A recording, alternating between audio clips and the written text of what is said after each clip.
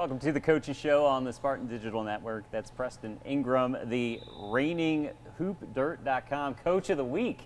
How's that feel? Well, I don't know if that was about me or not. I think that's due credit to our players. Yeah. You know, I mean, that's due credit to them. You know, I got amazing, phenomenal players, Yeah. phenomenal staff that does a phenomenal job, and it's an honor. You know, I'm blessed and humbled because of it. I wasn't expecting any of that part. You know, it is it's an honor for us. But I think it's a testimony to our players, to my staff. You know, I think I got two of the best staff members there is in the country, and future head coaches themselves, and then our players, they're just they're bonded to the system, and so I mean good things happen. Yeah, absolutely. You guys got it kind of rolling right now. You're tied for third in the conference, a game and a half out of first, to use kind of baseball terminology anyway, but you're also a half game out of sixth, so it's really in balance right now. So even as much as you guys have been rolling, you got to keep it rolling. We need to. Yeah. I mean, that's the thing, is that the conference is so tight, right. And we knew that it was going to be tight this year, just the way that it is, and everybody had so many returners coming back. We knew that with us being so fresh, we're probably the newest team outside of CBC. Right. I mean, CBC's got a lot of talent, but they're brand new, kind of like us, and and so I mean, we knew that we had to kind of put our foot on the certain games and be able to kind of do certain things. And last week was a big week for us, and I mean, obviously we got this week going into Hannibal, and next weeks to come are going to be pivotal weeks for us, and pivotal weeks just for the conference and all in general. So it's been good. I think, all along we knew that we wasn't going to play our best basketball in November, December. Right. We wanted to try to go into this thing, going into January and get into February and going into steam. So I like where we're at right now, and it's hopefully nothing changes in that part, that we just so happen to score more points than the other team. Yeah. 3-0 last week, wins over College of Pharmacy, also Williams Baptist and Freed-Hardeman. I want to talk a little bit about the Freed-Hardeman game. That was obviously, a very tense affair. You guys end up winning by 2.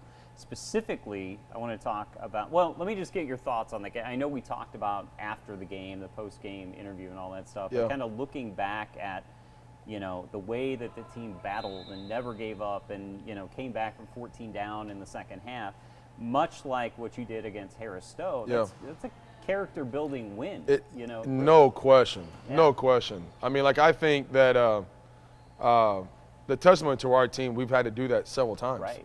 We did that with Columbia, at home. We've done it in other games where, we've proven the fact that at no point in time are we ever out of a game. Right. And I think that's a testimony to a really good team.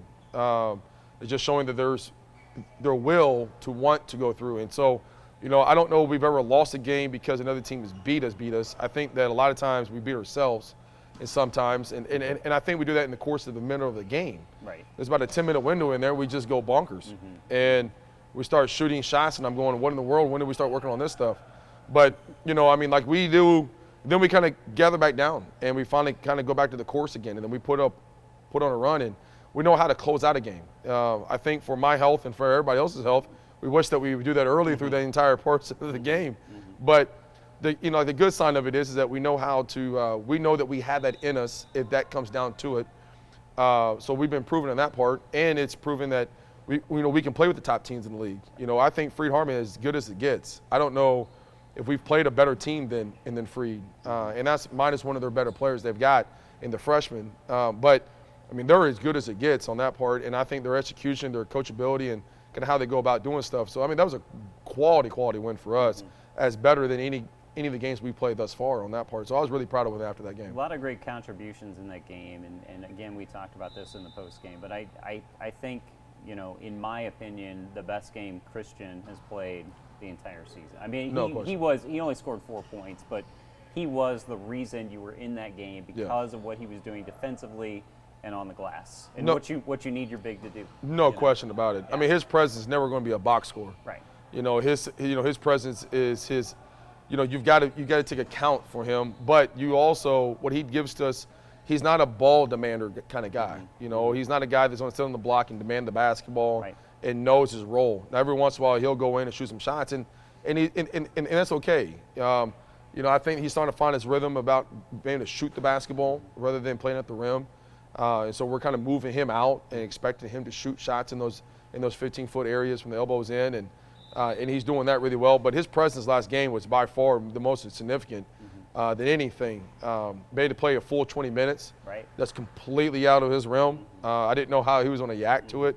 That was a worry, kind of when we got so deep into it. But there's times in practice that we prepare him for that. Right. There's times in practice I won't let him get out and get a break. I push him through a threshold to make him comfortable by being uncomfortable. And so I think those things all pay a dividend to him.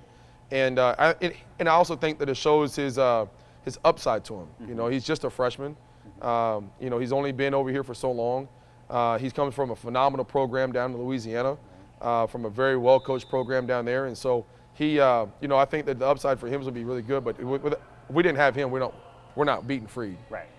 Absolutely, with his effort specifically. A couple of player updates. Obviously, James McKelvin is back. Bettis is back. When do we get to see DeAndre win? Boy, I hope sooner than later. We're waiting on one thing coming in from Baltimore. Okay. But once we get that, he'll be full throttle. I know he's itching. Yeah. The team's itching, and I'm itching. He's a special talent. I mean, he's a guy that's very, very long, plays above the rim, will get above the rim quick in a hurry, alter shots, rebounds, and can score. Gives us something different than what Christian gives us. Right.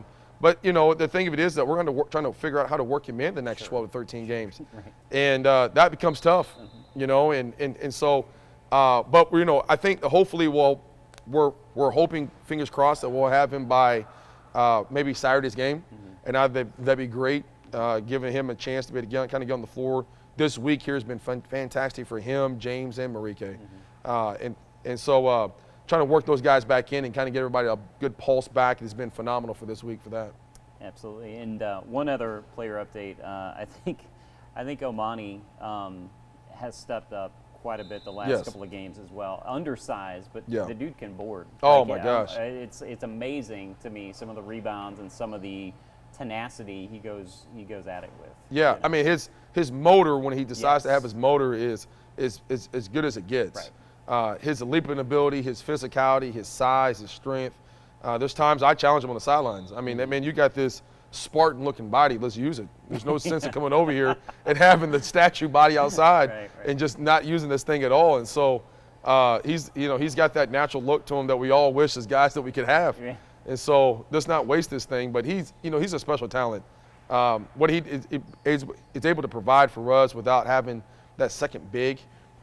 He's filled that role really well, and he's met that challenge. I thought he did just as good against the big kid from Freed. I mean, he battles with that guy, and when he gets the guy gets certain left, size to size. But I thought he did a phenomenal job, and I think that him and John Yeager's been phenomenal on the rebounds, and that's something that we're going to have to continue no matter what it is on that part. Right.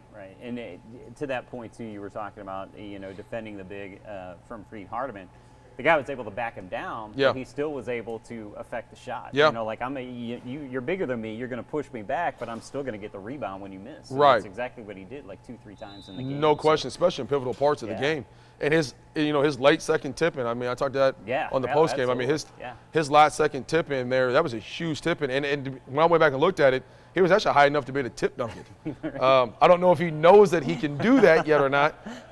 We're working on that part, but. He was high enough to be able to tip dunk that thing, and he's had a couple of those on the year also too. But I just challenge him every day to continue that, be a 10-10 guy, and I think he has the capability of doing that for us. Yeah, I asked Sam about this earlier, but how do you handle this week? Are you handling it kind of the same way, giving some time off, rest up, get your body right? Yeah. So yesterday we took off. Yesterday, we gave him the full day off yesterday, and we didn't allow him to do anything. Today we're going to come in and we'll work out for about an hour or so, and we'll hit the ground rolling, but we're going to watch a lot of film. And, right about now is not really a whole lot of on the floor necessarily as what it is from a mental standpoint. So we watch a lot of film at this point in time. Our practices are no more than an hour and 15 minutes.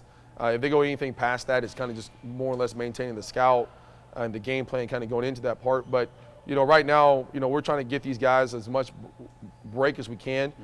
Really incorporate the guys that we haven't had in a while. Right. That's been beneficial. So Monday's practice, that was a lot of that, a lot of non-contact, a lot of movements offensively. And then today we'll get after it a little bit defensively. We'll get after it pretty hard today, and then really dig into the handleable situations of player personnel and scouts, what we need to do going in that game for Thursday, Friday. So we try to keep it as consistent. We don't want to spend the entire week on Hannibal Right. when next week is going to be a 2-day turnaround and then a 1-day turnaround. And so we try to keep it where their mental side of it is the exact same. And so when it comes down to it, they click back in and say, we have a 2-day prep.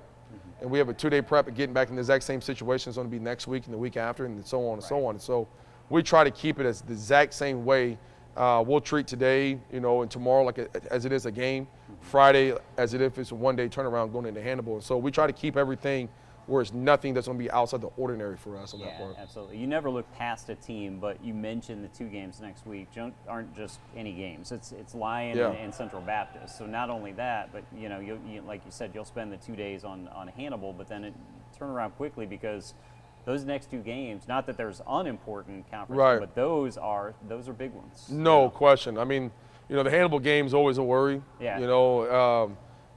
Especially playing them at their house. I mean, like they haven't been blown out there. Right. I think their record is kind of inconducive of exactly the kind of team they are at their place, and that game's gonna be a challenge. Their court is different. It has a whole lot of different lines to it, and it's just a challenge to place to play. But then you get into next week, and you got CBC, Lyon, and then I think it's Linwood, Belleville, and then Park, and then you got Columbia, and you're going back to the gauntlet of the top part of the league again, and so. We know what is at stake. If we want to be contenders in this thing, we know that we got to take care of business, and we got to take care of what we need to do. And being a game and a half out, that's great. But at the end of the day, anything can change. As you said, we're a half a game out from being 6, and we're a full game out of not being in the conference tournament. Right. And so we've got to make sure that we're just continuing the path, win the day, worry about today, not worrying about so much about tomorrow, and just kind of continue our course of what's got us to the point. And that's just taking thread of, can you get better today? Right. And if we're doing the exact same thing, as a staff, we'll look ahead, but we try to keep our players steady and in presence and not try to get ahead of anything. So therefore, we won't trip up on any part of the day, because if we get tripped up, that's because we tripped up 3 days before that. Right. And so we try to maintain that exact same purpose the entire time. Well, Coach, good luck. Get Hannibal appreciate on Saturday. It. Thank you. I appreciate it so much. That's Preston Ingram. He is the men's head basketball coach here at Missouri Baptist. You've been watching The Coach's Show on the Spartan Digital Network.